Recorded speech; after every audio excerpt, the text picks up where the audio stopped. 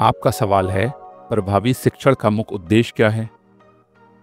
आपका ऑप्शन है ए ज्ञान हस्तांतरण, बी कौशल विकास, सी परीक्षा तैयारी, डी सामाजिक सुधार।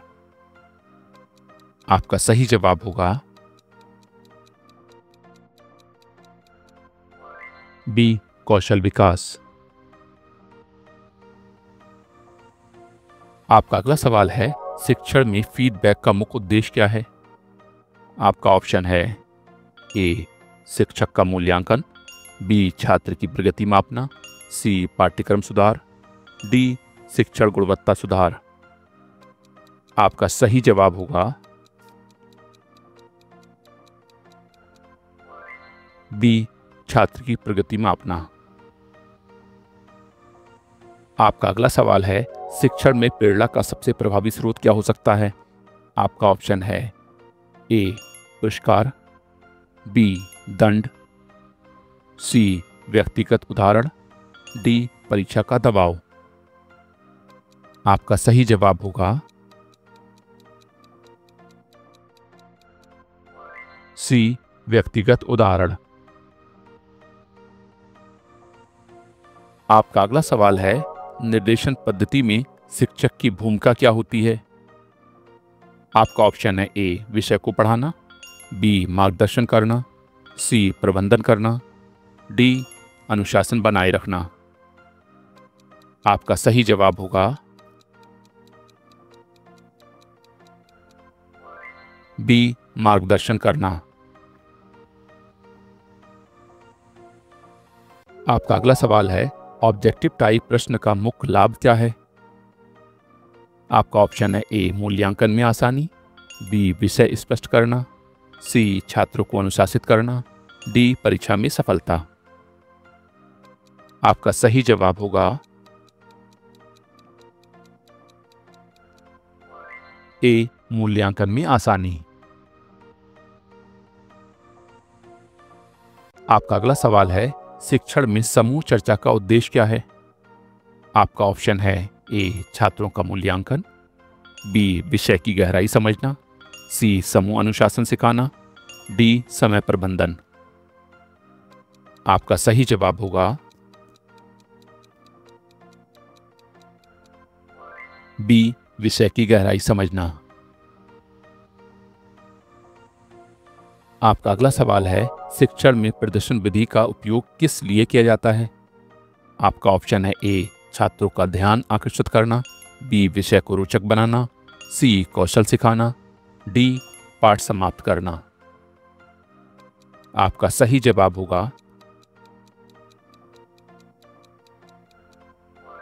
सी कौशल सिखाना। आपका अगला सवाल है, कन्वर्जेंट थिंकिंग का मतलब क्या है?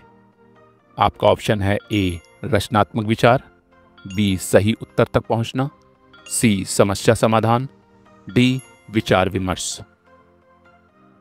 आपका सही जवाब होगा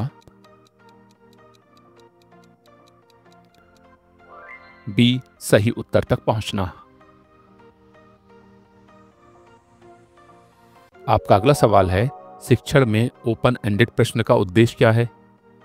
आपका ऑप्शन है ए छात्रों को सक्रिय करना, बी विषय को रोचक बनाना, सी स्वतंत्र विचार प्रोत्साहित करना, डी परीक्षा की तैयारी।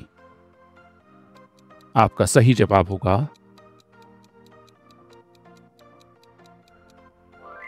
सी स्वतंत्र विचार प्रोत्साहित करना। आपका अगला सवाल है, शिक्षण में प्रौद्योगिकी का उपयोग क्यों महत्वपूर्ण है?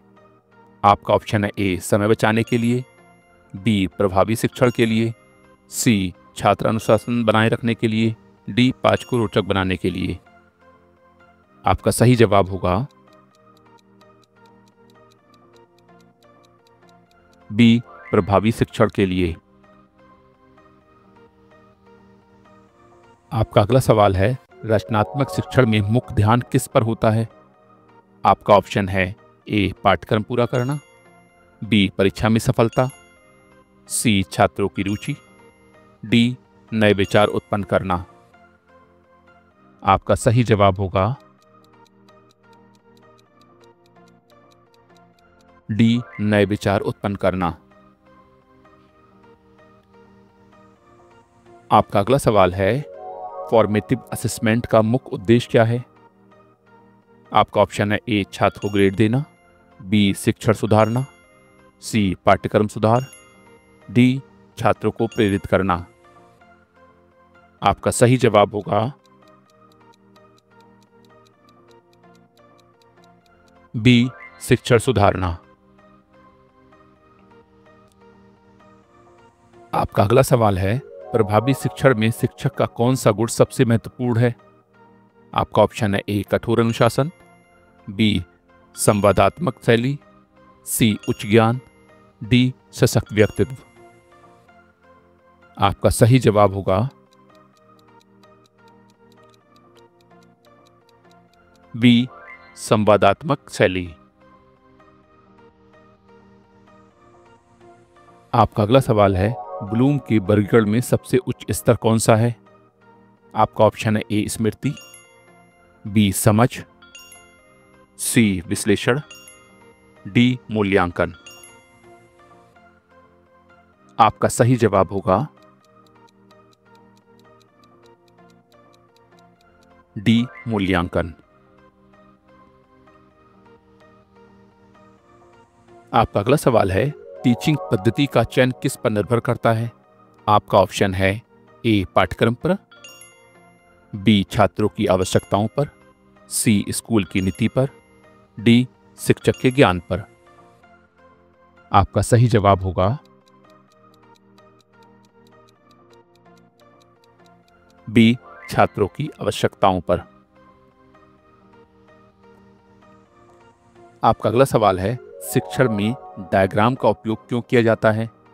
आपका ऑप्शन है ए छात्रों को व्यस्त रखने के लिए, बी विषय को सरल बनाने के लिए, सी समय प्रबंधन के लिए, डी ग्रेड सुधारने के लिए। आपका सही ऑप्शन होगा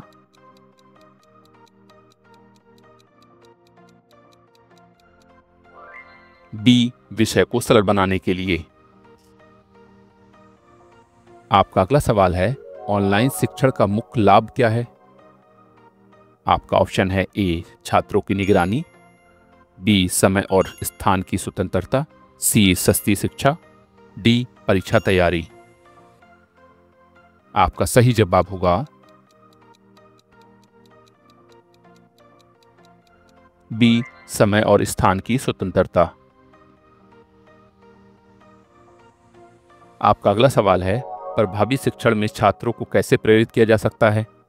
आपका ऑप्शन है ए दंड देकर, बी प्रोत्साहन देकर, सी परीक्षा का दबाव बनाकर, डी पाठ को रोचक बनाकर। आपका सही जवाब होगा बी प्रोत्साहन देकर। आपका अगला सवाल है, शिक्षण में मल्टीमीडिया सामग्री का उपयोग क्यों किया जाता है?